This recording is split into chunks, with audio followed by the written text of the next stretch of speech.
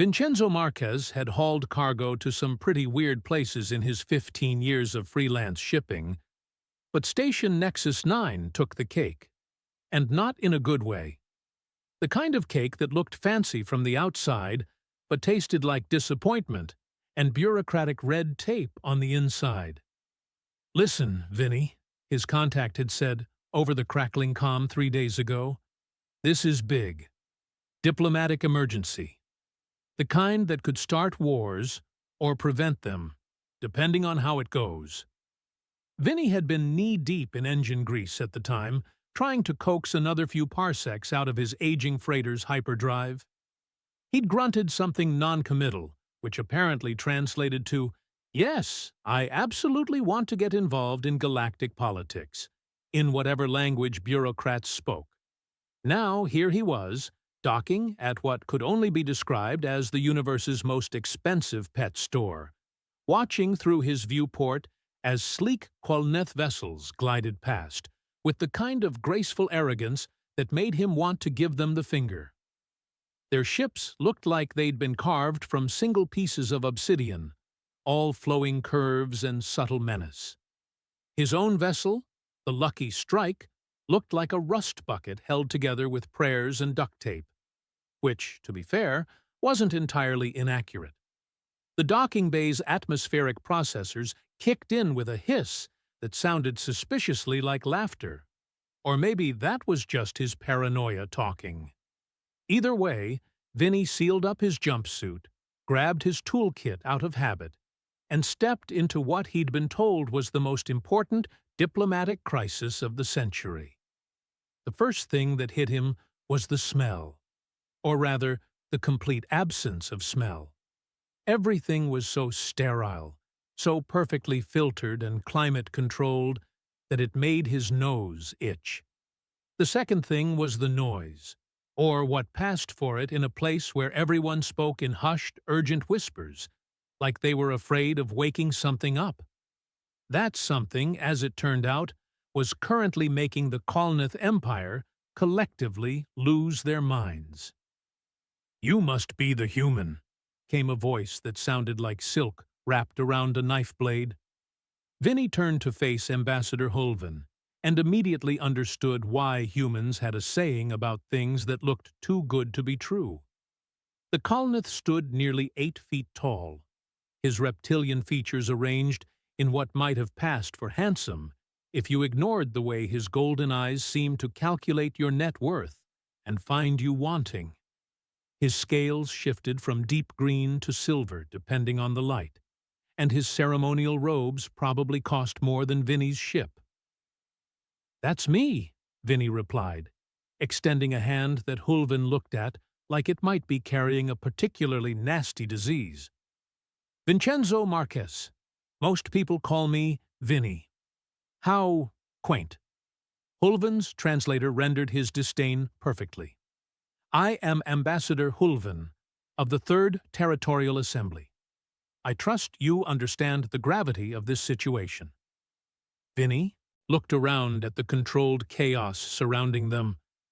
Xenobiologists in pristine white coats scurried between workstations covered in blinking monitors and incomprehensible readouts. Several other Qualneth officials stood in tight clusters, their scales flickering through agitated color patterns that probably translated to various degrees of "we're all going to die." "Well," Vinny said slowly, "I know it involves some cubs that won't eat. Beyond that, your people weren't exactly forthcoming with the details." Hullivan's scales shifted to a darker shade that probably meant barely controlled irritation. "The cubs are not merely some cubs, human. They are the last surviving offspring of the Veltar, the most sacred predator species in Qualneth space. Their well-being is directly tied to the peace treaty between our peoples. If they perish under our care—" "Let me guess," Vinny interrupted. "Everybody starts shooting at each other again?" An oversimplification, but essentially accurate. Hulven's voice could have frozen hydrogen. The cubs have been in our care for 36 days. For the last 18, they have refused all sustenance. Our best xenobiologists, our most advanced medical technology, our most sacred feeding rituals? Nothing has worked. A harried-looking Kolneth scientist approached them, her scales pale with stress. Unlike Hulven's ceremonial finery, she wore practical lab attire that looked like it had seen better days.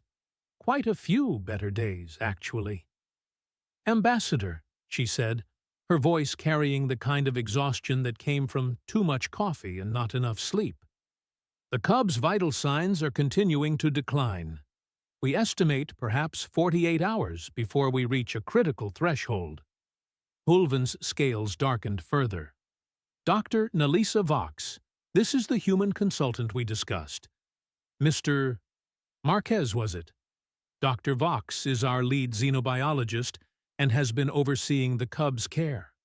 Vinny shook her hand, noting the firm grip and the way her eyes actually met his instead of looking through him like he was furniture. "Nice to meet you, Doc. So what exactly makes everyone think a cargo hauler can solve a problem that has your best scientists stumped?" Dr. Vox exchanged a glance with Hulven that spoke volumes. "The cubs," she said carefully, "have shown unusual behavioral patterns. They appear to respond to certain stimuli in ways our models cannot predict." "What kind of stimuli?" "Heat sources," Dr. Vox admitted, as if the words tasted strange. "Specifically, irregular heat sources. Not our controlled thermal environments or radiant heating arrays. Something more primitive." Vinny raised an eyebrow. "Like fire?" The silence that followed was deafening. Even the urgent whispers around them seemed to pause. "Fire," Hulven repeated, as if Vinny had suggested they try sacrificing virgins to the moon god, "is a destructive, uncontrolled force. Surely you cannot be suggesting—" "I'm not suggesting anything." "Yet," Vinny cut him off. "I'm trying to understand what's going on. So, these cubs like fire. Have you tried giving them fire?" "The facility's safety protocols strictly prohibit open flames," Dr. Vox said quickly. "The environmental systems aren't designed to handle combustion byproducts, and the risk to the cubs themselves." "Right," Vinny said. "So instead of giving them what they want, you're letting them starve to death in a perfectly safe, perfectly sterile environment." The color patterns rippling through the nearby Kolneth suggested this observation wasn't entirely welcome. "The cubs are extremely valuable," Hulven said coldly. "We cannot risk—" "They're dying anyway," Vinny pointed out. "How's that working out for your risk assessment?" Dr. Vox stepped forward before Hulven could respond, which was probably for the best based on the ambassador's current color scheme. "Perhaps," she said diplomatically, "we could show you the cubs first? You might have insights that we've missed." Vinny nodded. "Lead the way, Doc." The facility's corridors were a study in Kolneth architectural philosophy. Everything curved, everything flowing, everything designed to make you feel small and insignificant. The walls were lined with some kind of bioluminescent material that provided gentle, even lighting without any harsh shadows or sudden changes. It was, Vinny reflected, exactly the kind of place where nothing interesting was ever supposed to happen. They passed through multiple security checkpoints, each one more elaborate than the last. Retinal scanners, genetic samplers, quantum signature authenticators. By the time they reached the cub's enclosure, Vinny half expected to find them locked in a vault. What he found instead took his breath away. The enclosure was massive, easily the size of a football field, with a transparent aluminum dome that offered a perfect view of the star field beyond. The interior had been designed to mimic some kind of alien savanna, complete with strange trees that looked like they'd been painted by someone who'd never seen proper vegetation, and a small stream that probably cost more per gallon than most planets' annual GDP. But it was the cubs that made Vinny stop in his tracks.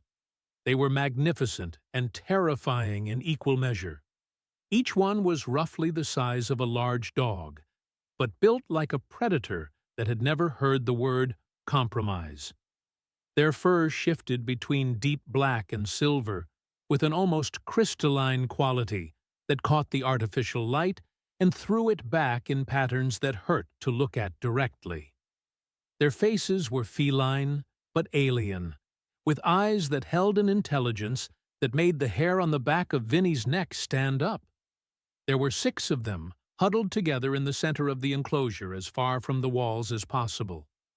They weren't moving much, but their heads tracked the humans' movements with laser focus. "Beautiful, aren't they?" Dr. Vox said softly, "and deadly, even as juveniles. Their reflexes are faster than our instruments can measure. Their telepathic abilities are still developing, but already showing remarkable sophistication." "Telepathic?" Vinny asked. "Limited range, but yes, they seem to share a collective awareness.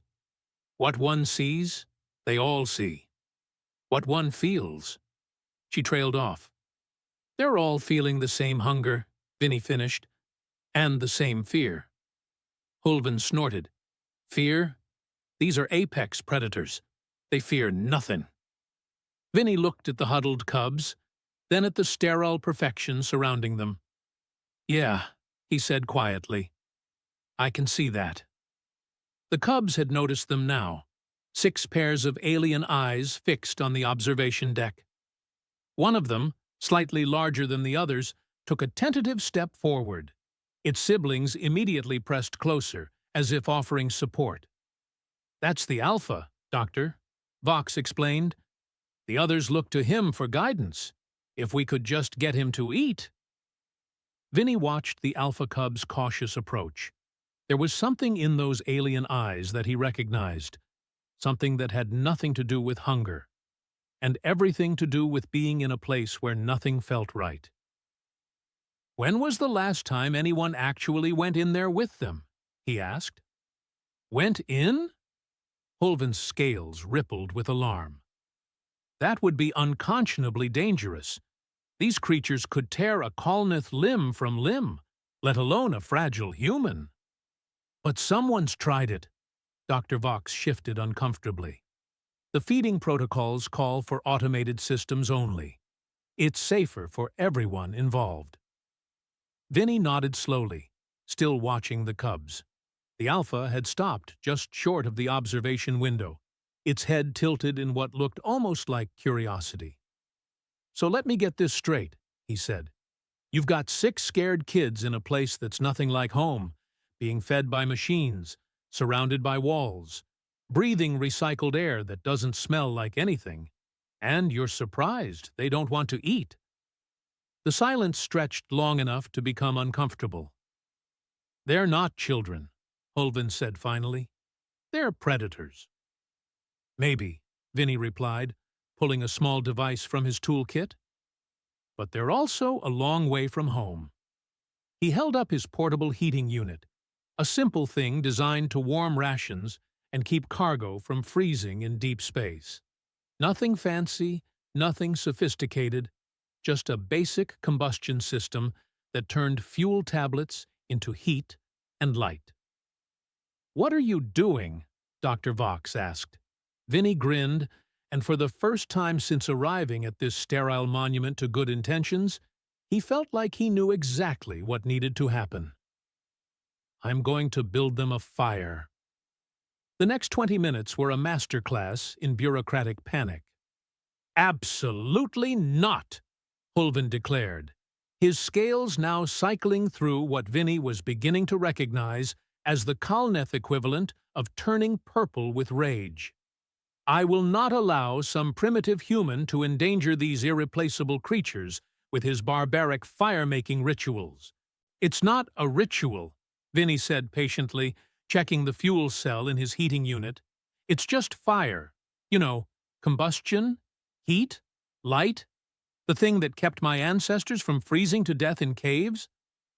Dr. Vox was running calculations on her tablet, her scales flickering between pale anxiety and what might have been scientific curiosity. The atmospheric processors could handle limited combustion, she said slowly. But the safety protocols. We'll get you 6 dead cubs, Vinny finished. Look, I'm not talking about burning the place down, just a small fire. Something that actually flickers and smells like burning and makes real warmth instead of your antiseptic heat lamps. He looked back at the enclosure, where the cubs were still watching them. The alpha had pressed itself against the transparent aluminum, its breath fogging the surface in small puffs that faded almost immediately. They're not just hungry, Vinny said quietly.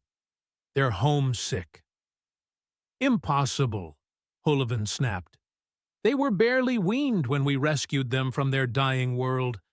They have no memory of instinct doesn't need memory. Vinny turned away from the window to face the ambassador directly. You want to know what I think? I think these cubs evolved alongside someone who used fire. I think it's hardwired into their DNA to trust firemakers. And I think they're dying because everything about this place screams wrong to every survival instinct they've got. Dr. Vox looked up from her tablet. That's actually not entirely impossible. The Veltar homeworld did show evidence of primitive tool-using species, but they were extinct long before... Before you found the cubs? Vinny raised an eyebrow. Or before their world started dying? The uncomfortable silence that followed suggested he'd hit closer to the mark than anyone wanted to admit. Even if your theory is correct, Hullivan said stiffly, the risk remains unacceptable. One miscalculation, one moment of predatory instinct. Then they eat me, Vinny shrugged. Problem solved. You can tell everyone the stupid human got himself killed trying to feed sacred cubs. I'll make a great cautionary tale. This is not a joke, Hullivan hissed. No kidding. Vinny's voice hardened. 6 cubs are dying on your watch, Ambassador. Your perfect system is failing, and you're more worried about covering your ass than saving their lives. So here's what's going to happen.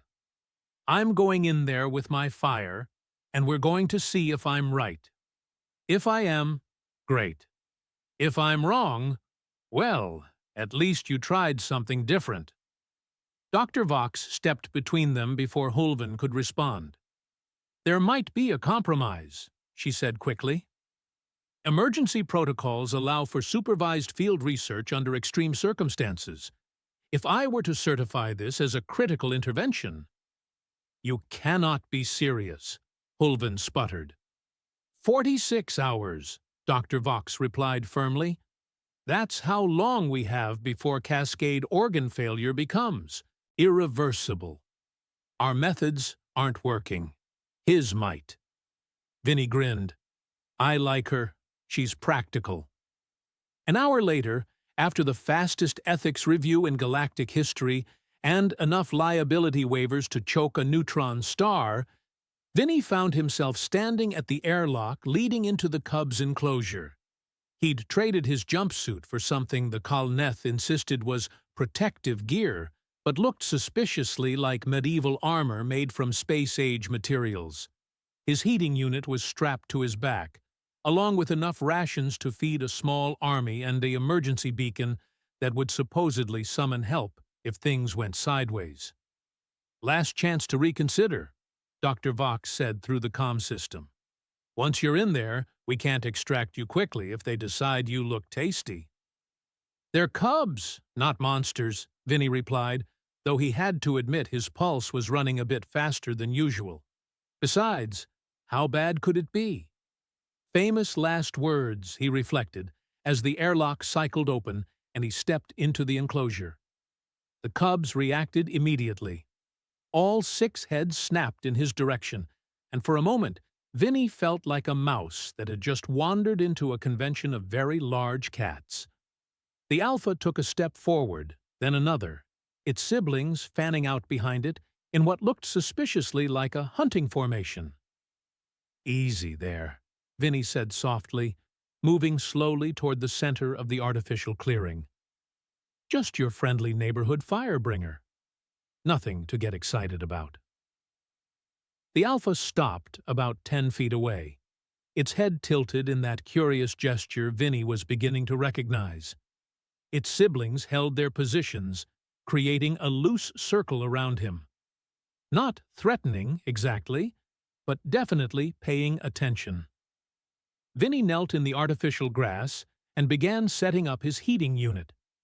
The device was simple enough. Fuel tablet goes in, ignition spark goes off, fire comes out. He'd done this 1,000 times in cargo holds and temporary shelters, but never with an audience of telepathic predators watching his every move. The fuel tablet caught with a soft whoosh, and suddenly the sterile air was filled with the smell of burning hydrocarbons and real heat. Not the perfect, even warmth of the Kolneth climate control, but the irregular, living warmth of actual fire. The cub's reaction was immediate and unmistakable. 6 sets of alien eyes fixed on the flames, with an intensity that made the hair on Vinny's arms stand up. The alpha took another step forward, then stopped, torn between caution and what looked like desperate longing. "Yeah," Vinny said quietly, "that's what I thought." He pulled out one of his rations, a simple protein bar that probably tasted like cardboard, but would keep him alive for another day. The packaging crinkled as he opened it, and several cubs' ears twitched at the sound. "You guys hungry?" Vinny asked, breaking off a piece of the bar. "Can't say I blame you. The food around here probably tastes like recycled good intentions." He tossed the piece toward the alpha, who sniffed it cautiously before picking it up in jaws that could probably bite through steel. The cub chewed experimentally, swallowed, then looked back at Vinny with what might have been surprise. "Not bad, right? I mean, it's not gourmet, but it's real food. Made by real people in real places where things actually happen." Through the comm system, he could hear Dr. Vox's excited voice. "Vital signs are improving. Neural activity is increasing across all subjects." Vinny ignored the commentary and focused on the cubs. The alpha had moved closer, just outside the circle of firelight. Its siblings were following suit, drawn by something they couldn't name but recognized on a level deeper than conscious thought. "Come on," Vinny said, patting the ground beside him. "Fire's warm, food's edible, and I promise I don't bite." For a long moment, nothing happened. Then the alpha took another step forward, and another, until it was close enough to feel the heat from the flames on its crystalline fur. It settled into a crouch, still wary, but no longer ready to bolt. One by one, its siblings joined it, forming a loose semicircle around the fire. They were close enough now that Vinny could see the details in their alien features. The way their eyes reflected the firelight like mirrors, the subtle patterns in their fur that shifted with their emotions, the careful intelligence in their movements. "There you go," Vinny said softly, pulling out more rations. "Nothing scary here, just dinner and a campfire." He began breaking up the protein bars and tossing pieces to each cub in turn. They ate hesitantly at first, then with growing enthusiasm. Not the ravenous hunger of starving animals, but the careful, considered eating of creatures who had remembered what appetite felt like. "Why is this working?" Dr. Vox's voice crackled through the comm. "What's different about your approach?" Vinny thought about it as he watched the cubs eat. The alpha had moved close enough that its shoulder was almost touching his knee, radiating warmth like a living furnace. "You want the scientific answer, or the real one?" he asked. "Both." "Scientific answer." They evolved alongside a fire-using species and have instinctual positive associations with combustion-based heat sources and the social behaviors that surround them. He scratched the alpha behind what might have been ears, earning a low rumble that was definitely not threatening.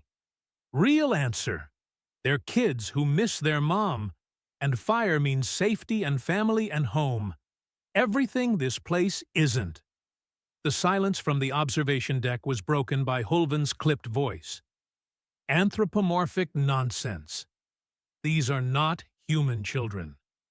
No, Vinny agreed, watching as one of the smaller cubs crept close enough to investigate his bootlaces. They're not. There's something better. As if responding to his voice, the alpha lifted its head and looked directly at him. For a moment, their eyes met across the evolutionary gap between species, and Vinny felt something he hadn't experienced in years. Connection. Not just understanding, but recognition. These cubs weren't just homesick. They were orphans, just like him. The realization hit him like a physical blow, and suddenly he was back in a different place, a different time. A refugee camp on the edge of human space, sitting around a barrel fire with the other survivors of the Kepler Station massacre. All of them alone. All of them carrying losses too big to name. Finding comfort in each other's presence, and the simple fact that fire still burned the same way it always had. "Hey," he said quietly to the cubs, his voice rougher than he'd intended.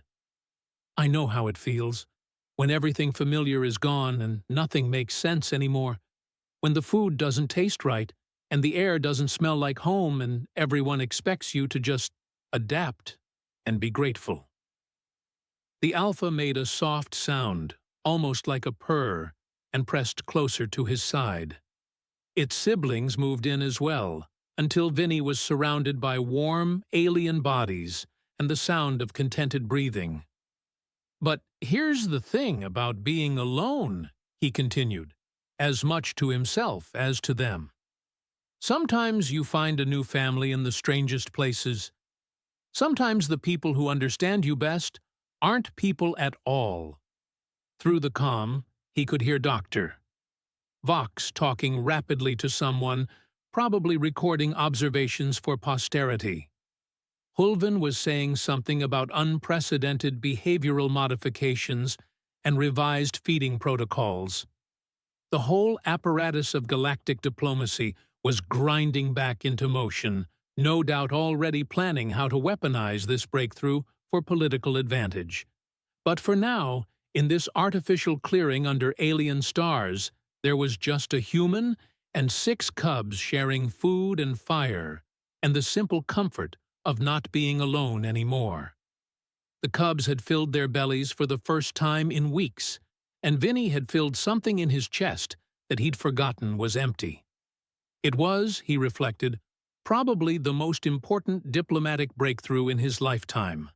And it had happened because someone finally realized that being homesick was universal, even when home was light years away and belonged to a different species entirely.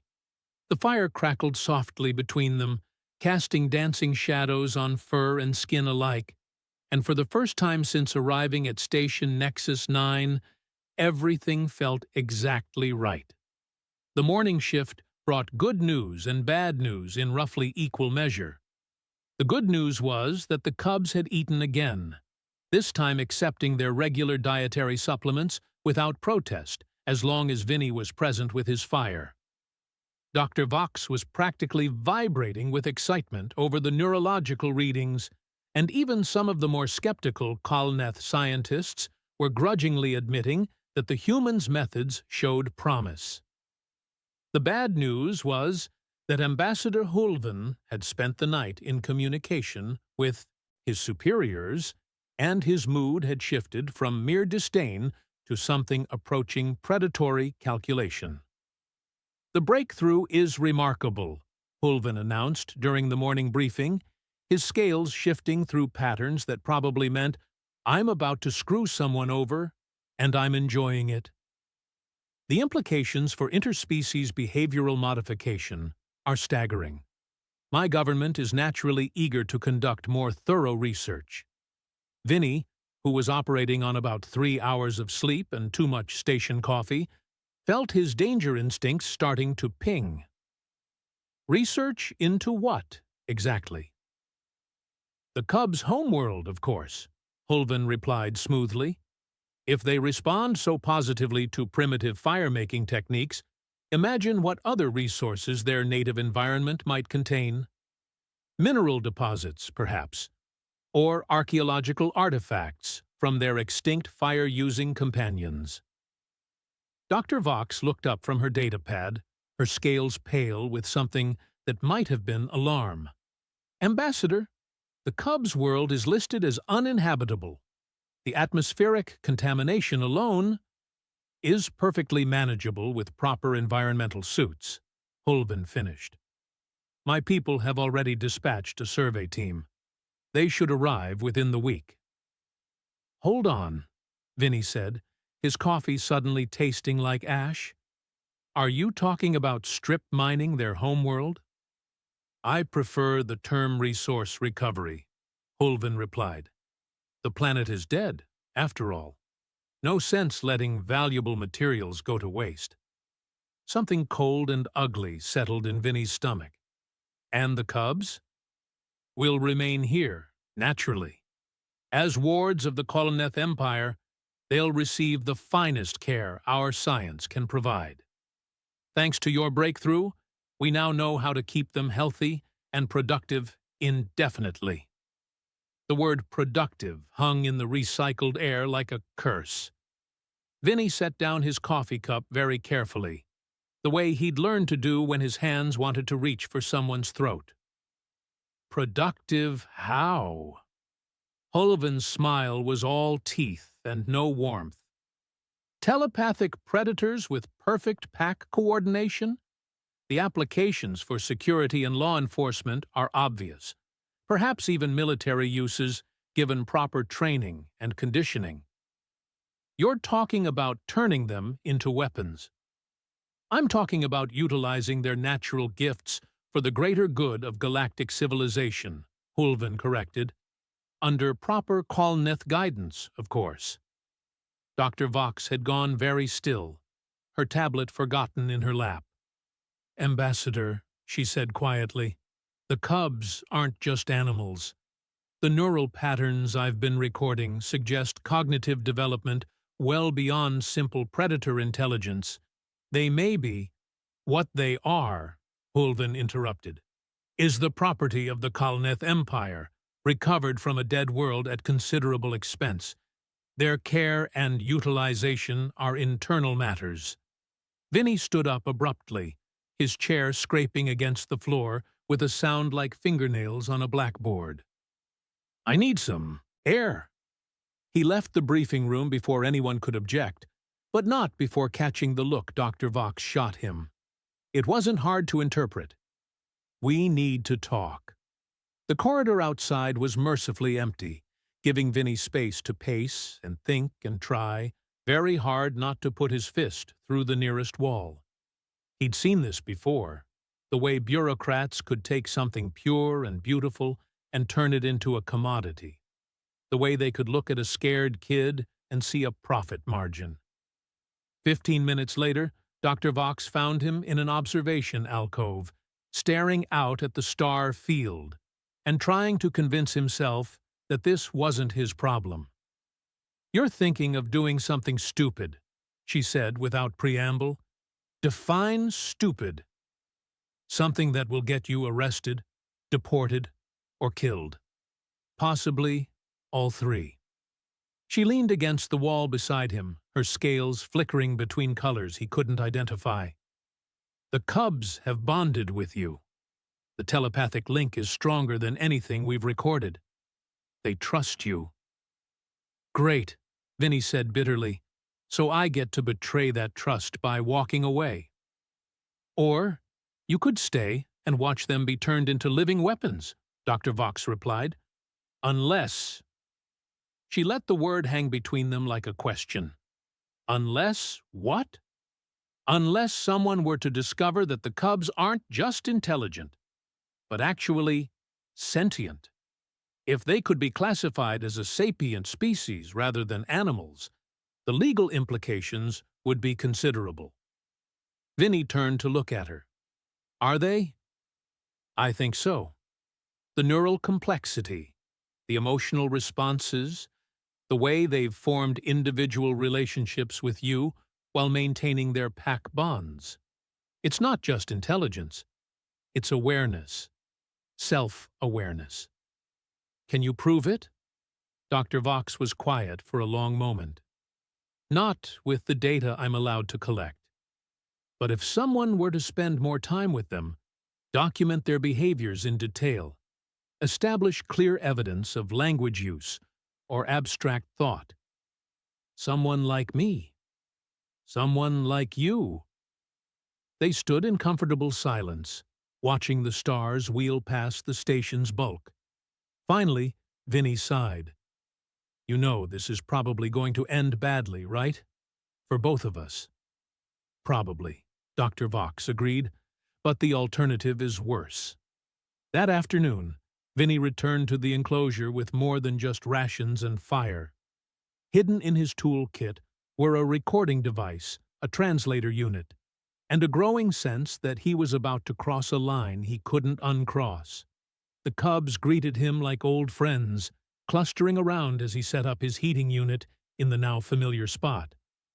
The alpha, who Vinny had started thinking of as lead, pressed against his side with what could only be described as affection. Hey there, big guy, Vinny said, scratching behind Lead's crystalline ears. How you holding up? Lead made a soft sound, almost like a sigh, and the translator unit on Vinny's belt chirped softly. Not a translation, exactly, but an acknowledgement that it had detected structured communication. Yeah, I know the feeling, Vinny continued, pulling out his usual rations. Being stuck somewhere you don't want to be, surrounded by people who think they know what's best for you. This time, the translator chirped more insistently. Vinny glanced down at its display and felt his heart skip a beat. The device was registering not just vocalizations, but organized patterns, structure, intent. Dr. Vox, he said softly into his comm, are you seeing this? Confirmed, came the equally quiet reply. The translator is picking up linguistic markers. Keep talking to them. Vinny looked around at the 6 cubs, all watching him with those impossibly intelligent eyes. You guys understand me, don't you? Not just the words, but what I'm saying. Lead tilted his head and made a series of soft sounds that the translator rendered as sad friend. Firebringer is sad friend. The silence from the observation deck was deafening. Then Dr. Vox's voice, barely a whisper. They're talking. They're actually talking. Firebringer, Vinny repeated slowly. Is that what you call me? Firebringer brings warm light, brings good food, brings not alone. The translation was crude, filtered through algorithms trying to parse an alien language, but the meaning was unmistakable. What happened to your home? Vinny asked gently. Lead's response came as a flood of images rather than words. Through the telepathic link the cubs had somehow established with him, Vinny saw flashes of memory. A world under dying stars, great cities of crystal and living wood, and people. Not the Kolneth, but something else, something smaller, more fragile, with hands that could build and voices that could sing. And fire, always fire. Hearths in homes, torches in gatherings, the warm light that meant safety and family and belonging. Then came the darkness. Plague, perhaps, or war, or simply the inevitable entropy that claimed all civilizations eventually. The firemakers died, and with them, the cubs' world became cold and empty and wrong. The Veltar didn't evolve alongside primitive fire users, Vinny said, his voice thick with sudden understanding. They evolved alongside an advanced civilization, a civilization that used fire not because they had to, but because it meant something, because it was part of what made them people. Through the observation window, he could see Dr.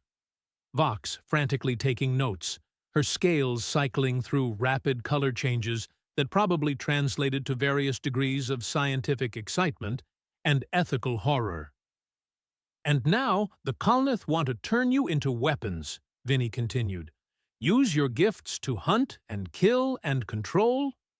Leed's response was a sound like mourning, echoed by his pack siblings. The translator struggled with the complexity of emotion, settling on, "Not hunt? Not kill? Want home fire? Want family warmth?" "I know, buddy. I know." Vinny was quiet for a long moment, processing what he'd learned. The cubs weren't just intelligent. They were the inheritors of a lost civilization, the last living link to a people who had valued fire not for its practical uses, but for its meaning. And the Kalneth wanted to turn them into guard dogs over his dead body. "Dr. Vox," he said into his comm, "how much of this are you recording?" "All of it," came the immediate reply. "Every word, every image, every biometric reading. This is groundbreaking, Vinny.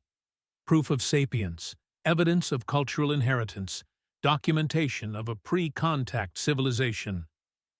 And completely inadmissible if it was obtained without proper authorization." Hulvin's voice cut through the transmission like a knife through silk.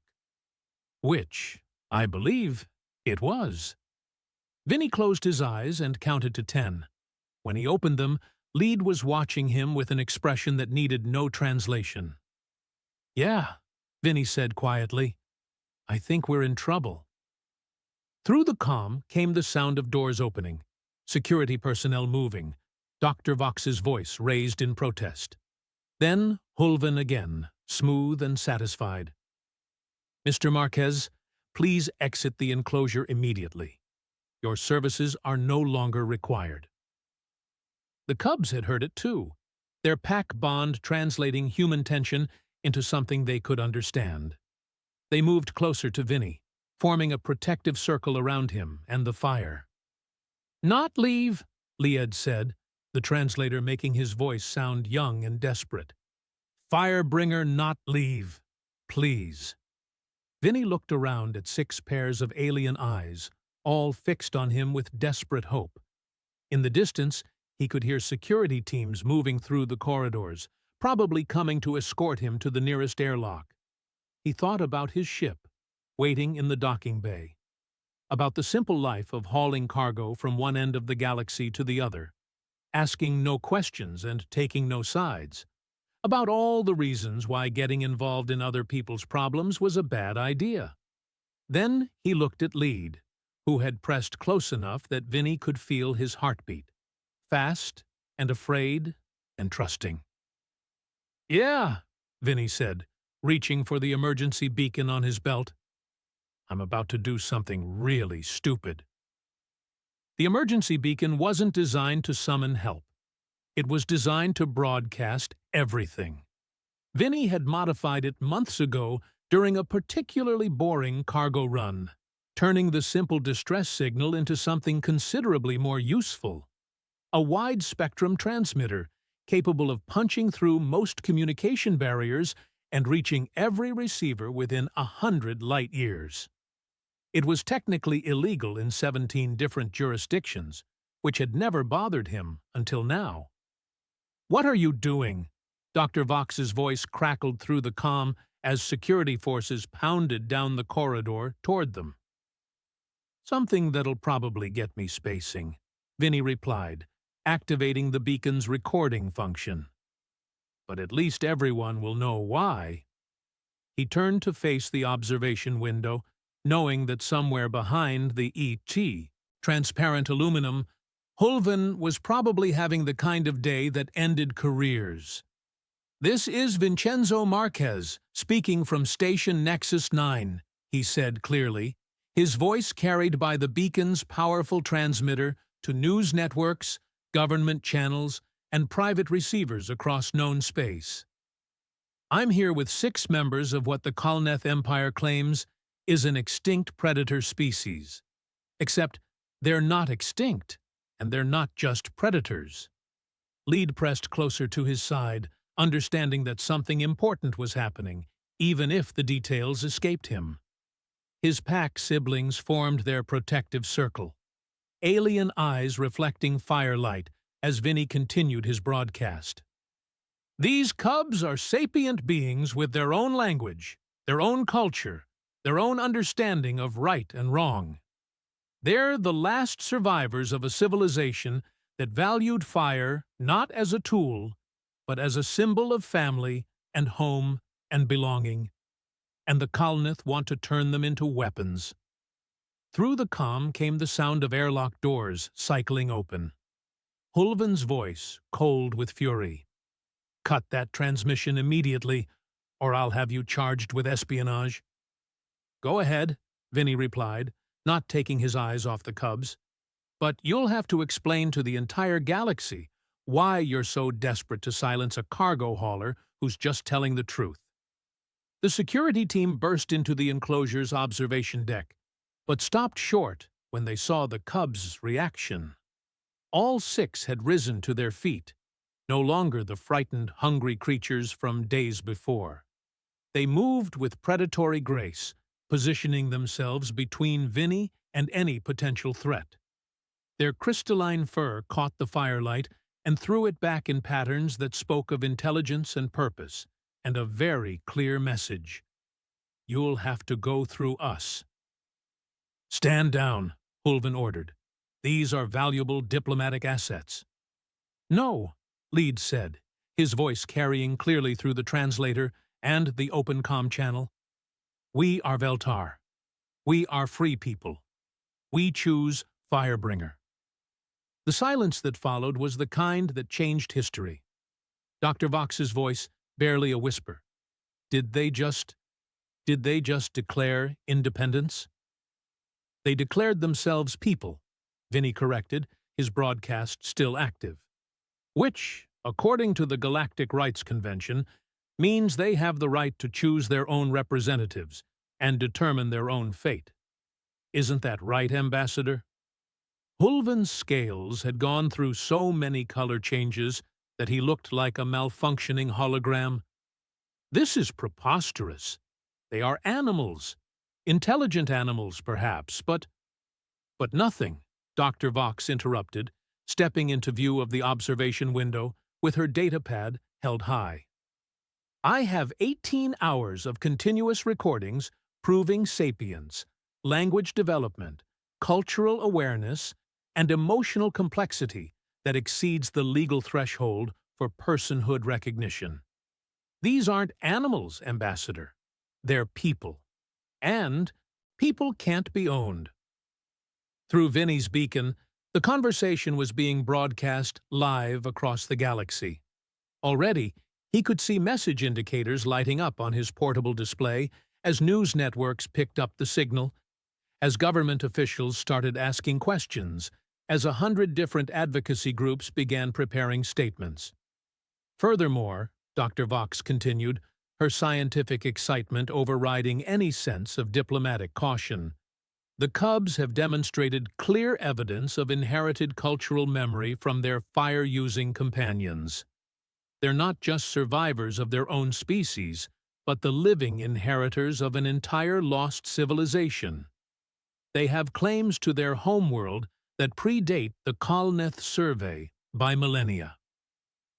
Hulvan's expression suggested he was calculating the political fallout from this revelation and finding the math deeply unpleasant.